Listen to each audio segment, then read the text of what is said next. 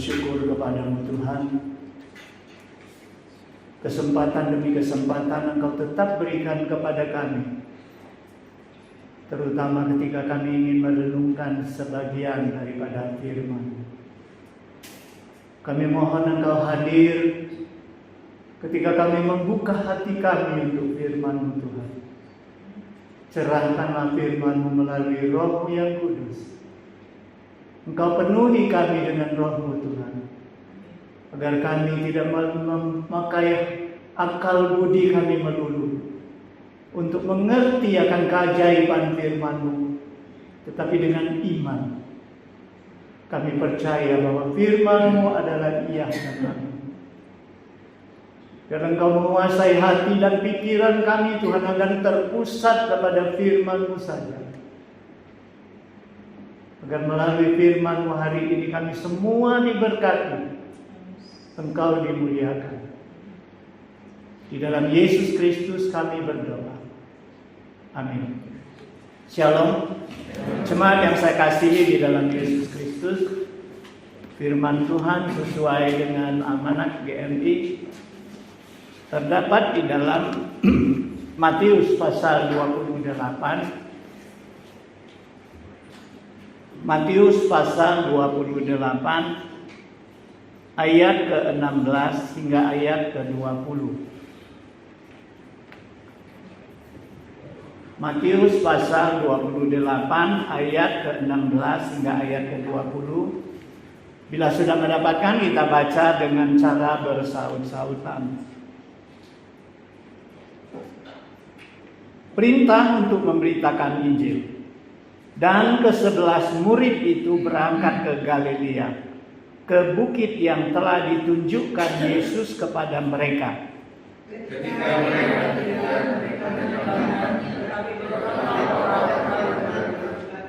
Yesus mendekati mereka dan berkata, "Kepadaku telah diberikan segala kuasa di sorga dan di bumi. Karena itu pergilah, jadikanlah semua bangsa murid dan baptislah mereka dalam nama Bapa dan Anak dan Roh Kudus. Dan ajarilah mereka melakukan segala sesuatu yang telah kuperintahkan kepadamu. Dan ketahuilah, aku menyertai kamu senantiasa sampai kepada akhir zaman." Jemaat yang saya kasihi di dalam Yesus Kristus, firman Tuhan hari ini mengajak kita untuk merenungkan. Yesus memberikan pesan terakhir kepada muridnya menjelang dia diangkat ke surga. Saudara sekalian, pesan tersebut dianggap begitu penting sehingga kaum rohaniawan, kita semua menyebut pesan itu adalah amanat agung. Sebetulnya semua amanat Tuhan itu adalah agung. Enggak ada yang tidak agung. Tetapi kenapa ini disebut amanat agung? Karena pesan ini adalah pesan terakhir Yesus menjelang dia berpisah dengan muridnya.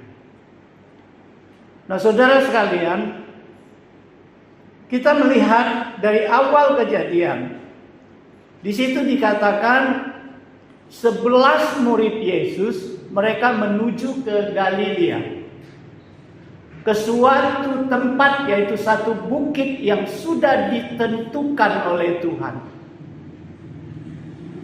Saudara sekalian, kenapa murid Yesus hanya 11?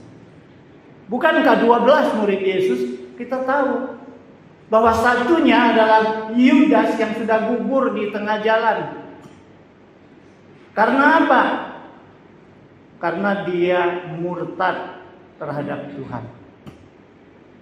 Nah, saudara sekalian, padahal Yudas menerima pengajaran yang sama dengan murid-murid yang lain dari Yesus.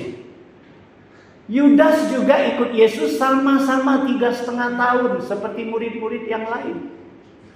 Yudas juga menerima pelayanan Yesus yang sama dengan murid-murid yang lain. Bahkan Yudas ada kelebihan. Dia diberikan kepercayaan yang lebih oleh Yesus untuk mengurusi keuangan kelompok mereka. Tetapi kenapa Yudas tidak menghargai kepercayaan yang Yesus berikan? Dia membuka hati bukan kepada Yesus, tetapi dia membuka hati kepada iblis. Oleh sebab itu saat-saat Yesus katakan pergilah, lakukan apa yang kau mau lakukan, Alkitab mengatakan Yudas pergi dan iblis masuk ke dalam hatinya. Nah saudara sekalian, betapa sering kali terjadi di dalam umat Tuhan. Kita sama-sama diajari dengan kebenaran firman Tuhan. Kita sama-sama sudah lama mengikut Tuhan. Kita sudah sama lama-lama menerima anugerah dan kasih Tuhan. Tidak terlepas kemungkinan ada di antara kita bisa membuka hati kepada iblis dan bukan kepada Tuhan. Oleh sebab itu, di awal ayat ini sebenarnya penulis mengingatkan kepada kita, kenapa dia sebut 11 murid. Dia akan ingatkan kepada kita sekarang posisinya di kelompok 11 atau di kelompok 1. Saudara sekalian, ini perenungan bagi kita. Banyak kebenaran Tuhan sudah kita terima. Kasih Tuhan sudah kita nikmati. Bagaimana kesetiaan kita kepada Tuhan sampai akhir hidup kita. Itulah yang mau Yesus tekankan melalui ayat ini. Supaya kita setia seperti 11 murid yang lain. Setia sampai akhir. Karena Tuhan telah memberikan yang terbaik kepada kita. Jangan seperti Yudas, membuka hati kepada iblis, terpengaruh oleh ketamakan, sehingga kita jatuh ke dalam kemurtadan. Saudara sekalian, selanjutnya kita mengatakan, pembacaan kita mengatakan mereka menuju ke Galilea, ke sebuah bukit yang sudah ditetapkan oleh Yesus. Saudara sekalian, kenapa mereka menuju ke sana? Saudara sekalian, karena memang sebelum Yesus naik ke kayu salib, menjelang Yesus mau masuk ke taman Getsemani, Yesus katakan kepada muridnya, malam ini anak manusia akan diserahkan, akan ditangkap, akan ditangkap. Maka anak-anak seperti gembala dan domba-domba itu akan cerai berai. Tetapi apabila aku sudah bangkit, aku akan mendahului kalian ke Galilea. Di situ kamu akan menjumpai aku. Bukan saja sebelum kebangkitan Yesus, setelah Yesus bangkit, kita tahu di dalam peristiwa kebangkitan Yesus, malaikat selalu mengatakan, dia sudah bangkit, pergilah. Dia sudah mendahului kamu ke Galilea dan kamu di sana akan menjumpai dia. Jadi saudara sekalian, murid-murid ke-11 ini pergi ke Galilea karena mereka taat kepada perintah Tuhan. Saudara sekalian, kenapa mereka begitu taat kepada perintah Tuhan? Karena mereka rindu berjumpa dengan Tuhan. Karena Yesus mengatakan, di situ kamu akan menjumpai aku. Saudara sekalian, mereka punya pengalaman 3,5 tahun hidup bersama Yesus. Dulu mungkin mereka tidak merasakan itu adalah anugerah. Itu adalah suatu keberuntungan. Tetapi ketika Yesus mati di salib, mereka merasa kehilangan. Mereka ada yang pulang kepada pekerjaan yang lamanya. Mereka ada yang karena kecewa pulang ke kampungnya, ke Emmaus. Saudara sekalian, Yudas, ini Thomas, entah pergi kemana dia. Saudara sekalian, tetapi mereka saat ini punya kerinduan setelah Yesus bangkit, menggemparkan hati mereka, mengguncang jiwa mereka. Mereka rindu berjumpa dengan Yesus, kalau bisa seperti dulu, tidak bisa-bisa. Oleh sebab itu ketika Yesus katakan, pergilah, aku sudah mendahului kalian ke Galilea, di situ kalian akan menjumpai aku. Kerinduan mereka begitu dalam sehingga mereka pergi ke sana. Saudara sekalian, bukankah di Yerusalem Yesus sudah menampakkan diri berapa kali kepada mereka? Bukankah berapa kali mereka sudah melihat Yesus di Yerusalem ketika Yesus menampakkan diri sesudah bangkit? Tetapi kenapa kerinduan itu tetap begitu mendalam sehingga dari Yerusalem menempuh perjalanan ke Galilea, mereka juga mau ke sana. Saudara sekalian, ini pertanyaan bagi kita, koreksi bagi kita. Sudah berapa lama kita hidup dengan Tuhan? Apakah kerinduan kita hidup bersama Tuhan itu ada begitu dalam, tetap begitu kental, bahkan makin mendalam? Atau sudah memudar? Saudara sekalian, ketika kita rindu berjumpa dengan Tuhan, syarat utamanya adalah taat kepada firman-Nya. Murid-murid taat kepada perintah Yesus, aku mendahului kamu ke Galilea. Mereka pergi ke sana.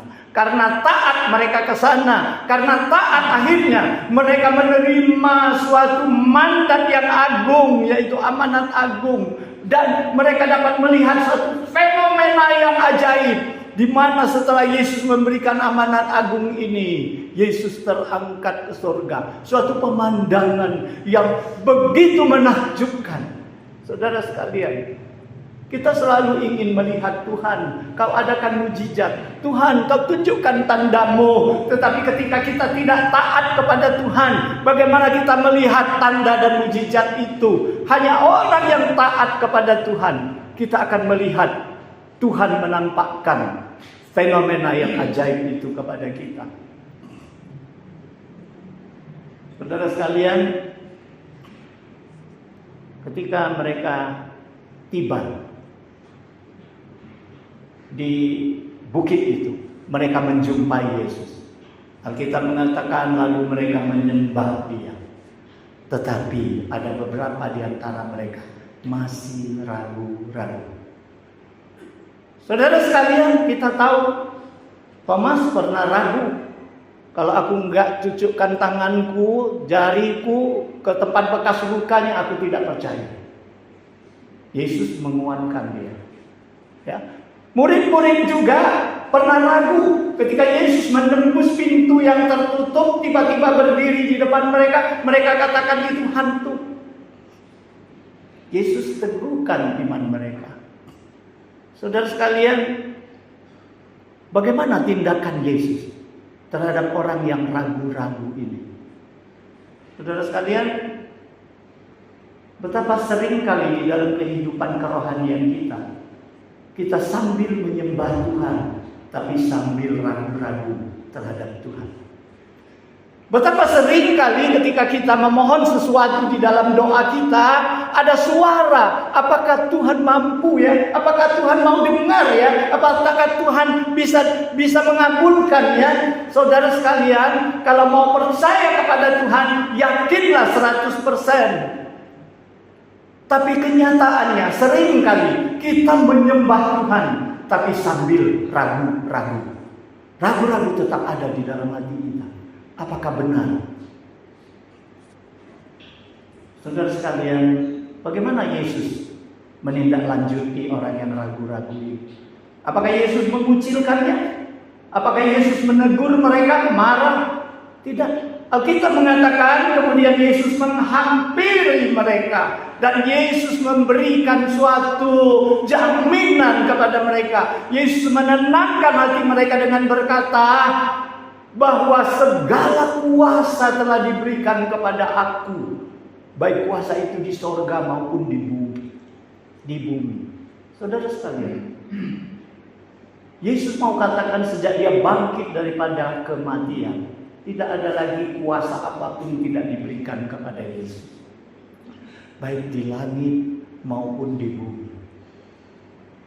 Nah saudara sekalian, beginilah caranya menangani orang-orang yang ragu-ragu.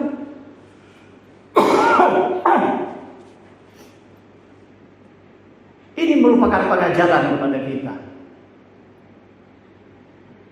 Ketika kita menemukan jemaat atau teman kita atau jemaat kita yang ragu-ragu di dalam iman, jangan mengucilkan mereka. Kita harus menguatkan mereka. Kita harus menyatakan bahwa Tuhan yang kita percaya itu adalah Tuhan yang mempunyai kuasa langit dan bumi. Saudara sekalian, setelah Yesus menguatkan murid-muridnya, kemudian Yesus memberikan mandatnya. Inilah yang disebut amanat agung. Yesus katakan, oleh sebab itu pergilah. Pergilah, jadikanlah semua bangsa muridku. Baptislah mereka di dalam nama Bapa dan Anak dan Roh Kudus. Dan ajarilah mereka untuk melakukan segala sesuatu seperti yang telah aku perintahkan kepadamu.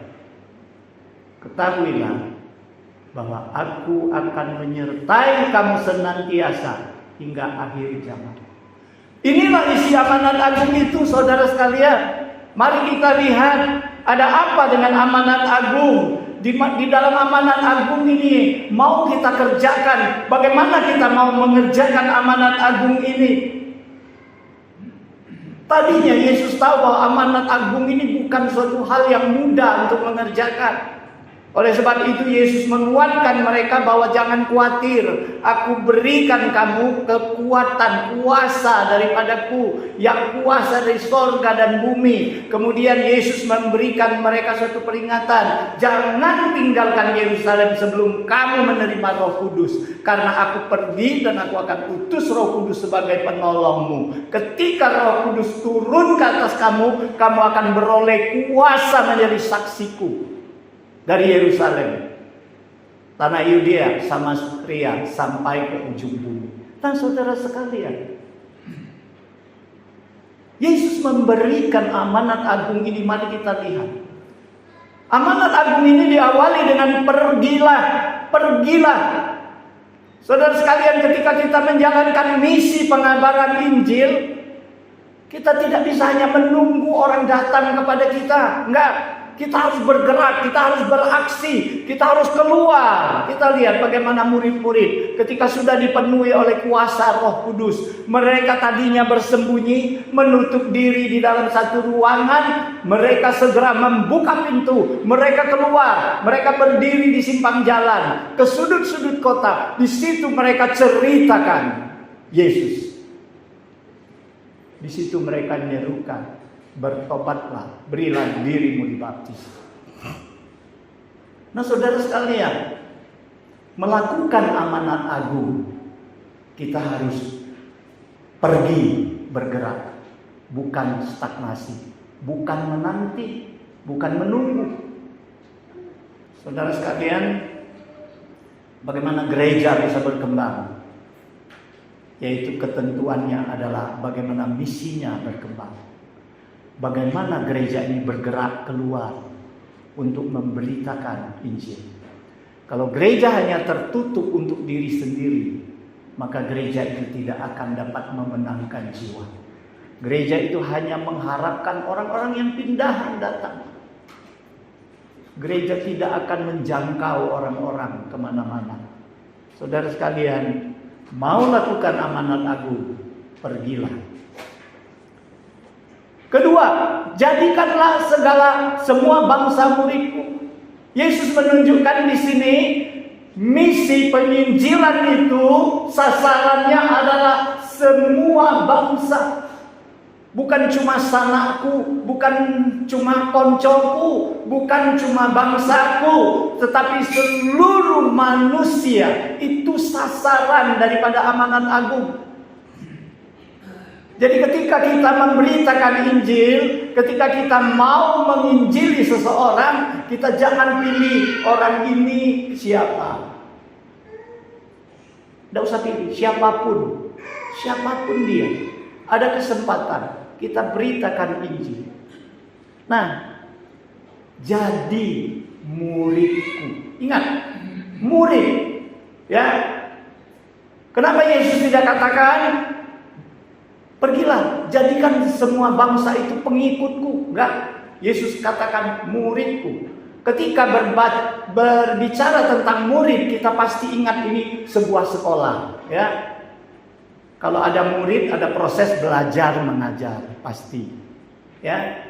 Bukan saja belajar mengajar, Di sebuah sekolah pasti murid itu akan makin hari makin naik kelas. Makin hari makin naik kelas. Begitupun pertumbuhan kerohanian kita. Kemudian kalau berbicara tentang murid, murid itu satu saat pasti akan lulus, akan tamat. Ketika dia lulus mendapatkan kesarjanaannya, dia bisa lagi memuridkan orang lain. Dia bisa jadi guru, memuridkan lagi orang lain. Nah saudara sekalian, ini yang Yesus mau kita lakukan. Jadi ketika kita memberitakan Injil, ketika kita memenangkan jiwa orang, bukan hanya memimpinnya datang kepada Yesus selesai, bukan. Bukan hanya dia datang, kita baptis, kau aku Yesus sebagai juru selamatmu, selesai. Tidak, kita harus mengajari. Oleh sebab itu Yesus katakan, ajarilah apa yang sudah kuperintahkan kepadamu itu, ajarilah supaya mereka dapat berbuat. Supaya mereka nanti seperti kamu adalah muridku. Saudara sekalian, inilah pemuridan. Saudara sekalian, saya ingat PKMI kita ada satu murid yang namanya Saproni. Saproni ini lettingnya Han-Han, ya. Ketika perguruan baru buka dia masuk. Ya. Dia sekelas dengan Han-Han, dia tamat. Kemudian tiba-tiba satu hari saya lihat daftar guru-guru di PKMI ada Saproni. Dia ngajar di sini, bertahun-tahun dia ngajar. Dia orang Jarai. Nah saya terbayang ketika baca ayat ini.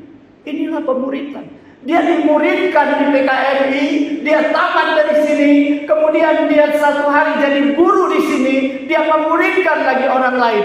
Nah saudara sekalian, inilah tugas kita ketika kita melakukan amanat agung. Kita bertanggung jawab bukan hanya memenangkan jiwa itu bagi Tuhan, masuk percaya dan kita baptiskan dia, bukan. Tetapi kita harus mendidik dia, mengajari dia agar dia tamat nanti seperti kita. Dia bisa memuridkan orang lain. Nah saudara sekalian, berarti pekerjaan kita bukan ringan. Itu sebabnya Yesus katakan butuh kuasa. Dan kuasa itu hanya bisa diberikan oleh Roh Kudus. Nah saudara sekalian, berbicara tentang baptis, saya melihat ya, baptislah mereka di dalam nama Bapa. Dalam nama Bapa dan Anak dan Roh Kudus. Saudara sekalian, di sini memberikan satu gambaran kepada kita dengan jelas bahwa Allah kita itu satu tetapi tiga. Satu, tiga tetapi satu. Kenapa? Di situ tidak ditulis baptislah mereka di dalam nama Allah Bapa, di dalam nama Yesus Kristus, di dalam nama Roh Kudus. Tidak tiga kali nama, enggak, satu kali nama. Di dalam nama Bapa dan Anak dan Roh Kudus. Jadi saudara sekalian, ketika kita memimpin orang kepada Tuhan, mereka harus mempunyai pengakuan di bawah saksi Tuhan kita. Itulah butuh dibaptis. Baptis adalah suatu pengakuan, dan pengakuan itu bukan saja di depan manusia, tetapi di depan Allah kita. Mereka mengaku mereka bertobat dan menerima Yesus sebagai juru selamat. Nah saudara sekalian,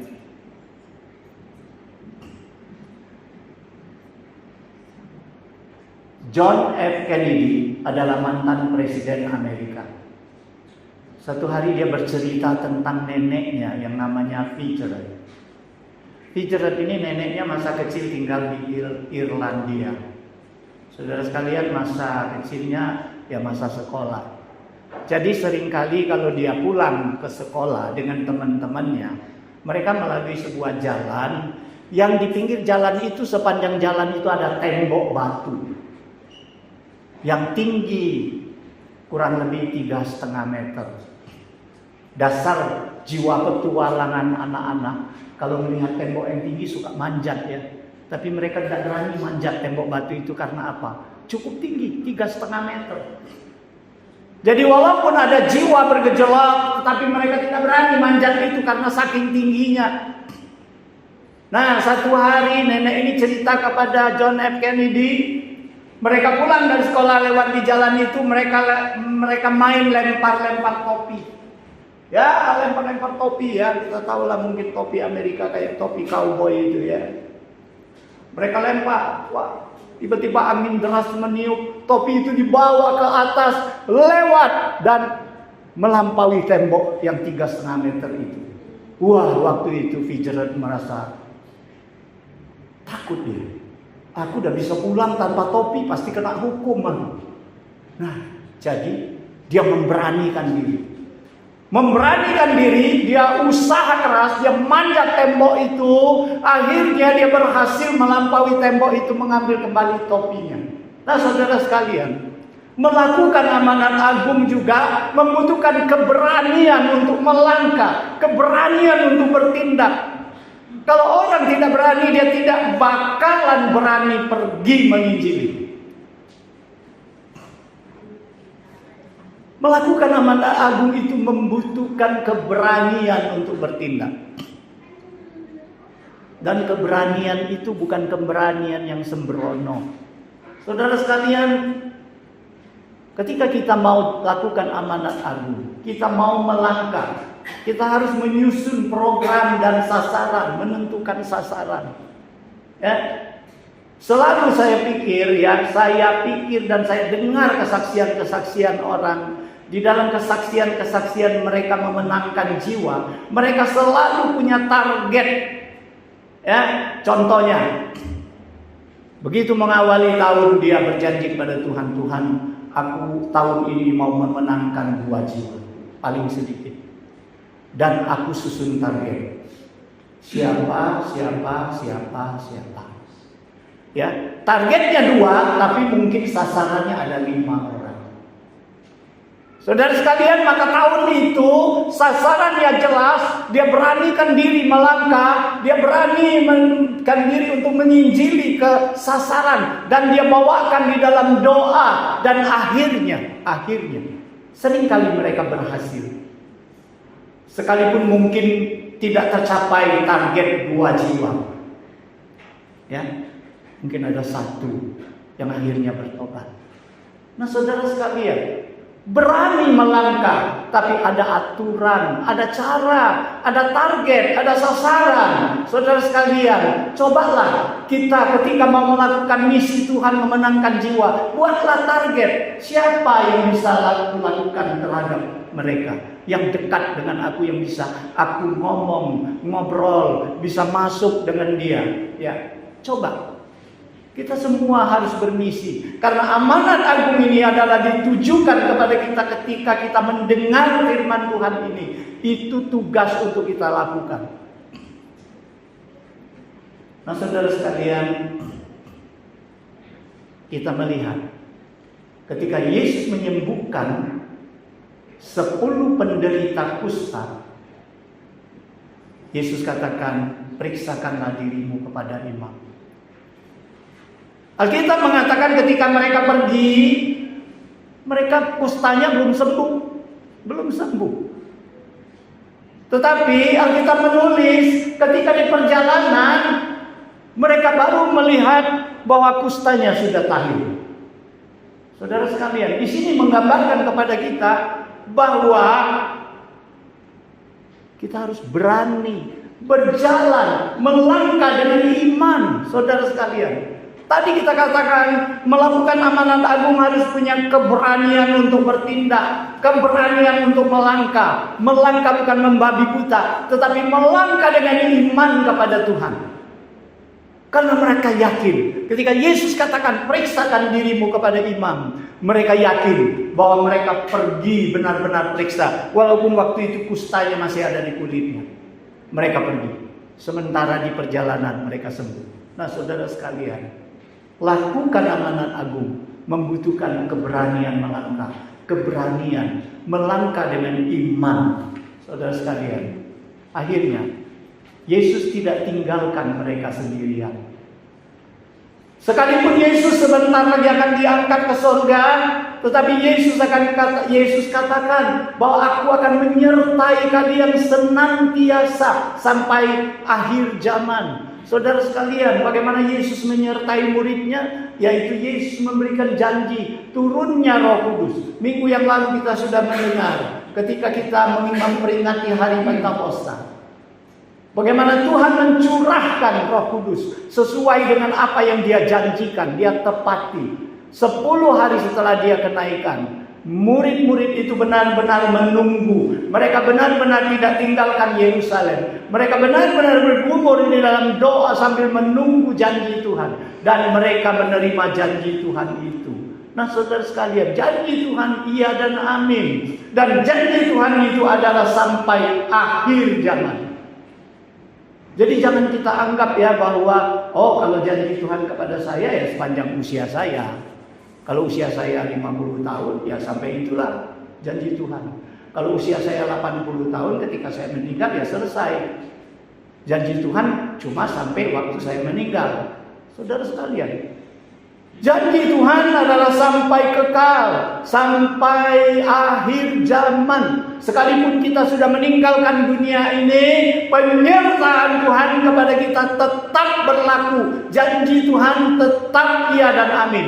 Tidak pernah Tuhan mangkir daripada janjinya. Jadi saudara sekalian, melalui firman Tuhan hari ini kita tahu bahwa begitu kasihnya Tuhan kepada kita. Kenapa Yesus pilih Galilea, saudara sekalian? Padahal bukankah kalau Dia menampakkan diri kepada murid-muridnya atau Dia diangkat di Yerusalem lebih keren kan? Yerusalem itu kota suci, di situ pusat tempat persembahyangan, mereka sembahyang kepada Tuhan. Tetapi kenapa Yesus mau pilih Galilea? Saudara sekalian, Yesus punya kenangan manis terhadap Galilea. Kenangan yang dalam terhadap Galilea. Karena apa? Karena disitulah Yesus memulai pelayanannya. Disitulah Yesus merekrut murid-muridnya. Saudara sekalian, kenangan bagi Yesus Galilea itu begitu akrab dengan Dia, sehingga Dia tidak lupa dengan awal pelayanannya. Saudara sekalian, kenapa orang bisa jadi sombong? Karena dia selalu lupa asal mula dia. Saudara sekalian, asal mula manusia adalah debu. Oleh sebab itu di mata Tuhan kita tidak lebih daripada debu. Dapatkah kita sombongkan diri kalau kita pikirkan asal mula kita? Kenapa Ayub begitu menderita, begitu berat pencobaan? Anaknya mati dalam 1 hari, hartanya ludes, tubuhnya dapat borok dari ujung kepala sampai ujung telapak kaki. Saudara sekalian, kenapa Ayub masih bisa bertahan? Saudara sekalian, kita lihat awal daripada Ayub telah mengatakan bahwa Ayub katakan apa? Karena aku telanjang keluar dari rahim ibuku, maka aku juga akan telanjang kembali kepadanya. Yang memberi adalah Allah, yang mengambil juga adalah Allah. Terpujilah nama Allah. Saudara sekalian, Ayub tidak lupa dengan awalnya. Dia tahu awalnya dia datang ke dunia ini tidak ada apa-apanya. Jadi dia tahu kekayaannya, anaknya, semua pemberian daripada Tuhan. Semua adalah berkat Tuhan, sehingga dia dapat mempertahankan diri. Sekarang sudah habis dia. Memang waktu aku lahir telanjang kok. Itulah yang bisa menguatkan Ayub. Saudara sekalian, ingat enggak kita? Yesus mengingatkan gereja di Galatia melalui Yohanes. Di dalam Wahyu katakan apa? Kamu hebat di segi ini. Kamu hebat di dalam pelayan ini. Kamu hebat di dalam hal ini. Tetapi kamu sudah lupa dengan kasihmu yang mula-mula. Kamu sudah meninggalkan kasihmu yang mula-mula. Saudara sekalian, hari ini firman Tuhan ingin kita mengingat kembali bagaimana keadaan kita mula-mula. Sebenarnya kita manusia yang harus binasa karena dosa kita. Tetapi Kristus mati bukan saat kita sempurna, tetapi saat kita masih berdosa. Kristus sudah mati untuk kita. Apa yang harus kita banggakan? Apa yang dapat kita banggakan di dalam nama Tuhan, di hadapan Tuhan? Nah saudara sekalian, selalu ingat pada masa mula kita, sehingga kasih kita kepada Tuhan akan makin hari makin bertambah. Kalau aku dulu berdosa harus binasa, tetapi karena Kristus sudah mengorbankan nyawanya, aku diberikan keselamatan. Hari ini aku ada seperti ini. Itu adalah anugerah dan rahmat Tuhan. Aku harus lebih mengasihi Tuhan. Kasihku harus makin mendalam. Saudara sekalian, bukan kasihku akan tergerus oleh masa ke masa. Bukan kasihku akan tergerus oleh dunia dan segala kesenangannya. Saudara sekalian, ketika kita mau mengasihi Tuhan, kita ingat Tuhan berikan kita tugas. Pergilah, jadikanlah segala bangsa muridku. Baptislah mereka dalam nama Bapa dan Anak dan Roh Kudus. Ajarilah mereka untuk melakukan segala sesuatu seperti apa yang kuperintahkan kepadamu. Dan ketahuilah, aku menyertai kalian senantiasa hingga akhir zaman. Semoga firman Tuhan ini memotivasi kita. Ketika kita mendengar amanat yang Tuhan berikan, kita sikap, kita bangkit, kita berani, kita pergi, kita lakukan itu karena kita mengasihi Tuhan. Mari kita berdoa. Bapa di surga, kami bersyukur kepada-Mu Tuhan. Kami tahu tanpa Tuhan kami tidak ada apa-apanya. Dan kami tahu kami menikmati kasih-Mu Tuhan. Dan kami tahu juga Engkau rindu kami melaksanakan amanat agung. Sehingga tidak sia-sia Engkau korbankan diri-Mu dan nyawa-Mu di sana. Sehingga kami melakukan, memenangkan jiwa bagi Tuhan. Tuhan beri kami kemampuan. Saat kami lemah, saat kami takut, saat kami tidak berani Tuhan, biarlah Engkau melalui Roh-Mu yang kudus memberikan kami kuasa. Yakinkan kami Tuhan. Sehingga kami makin hari makin giat di dalam pelayanan-Mu. Makin hari makin giat di dalam segala kegiatan yang Engkau lakukan di dalam gereja-Mu. Biarlah kami menjadi anak-Mu yang mengasihi-Mu. Makin hari makin dalam. Sehingga kami dapat melakukan amanat agung-Mu. Kami dimampukan untuk memenangkan jiwa bagi Tuhan. Sehingga ketika kami datang kepada Tuhan, kami akan berdiri dengan tidak gentar sedikit pun. Karena kami sudah melakukan tugas kami. Terima kasih Tuhan. Kuatkan kami. Biarlah firman-Mu sekalipun sudah berhenti, tapi Roh-Mu tetap bekerja. Sehingga berkumandang di dalam hati kami.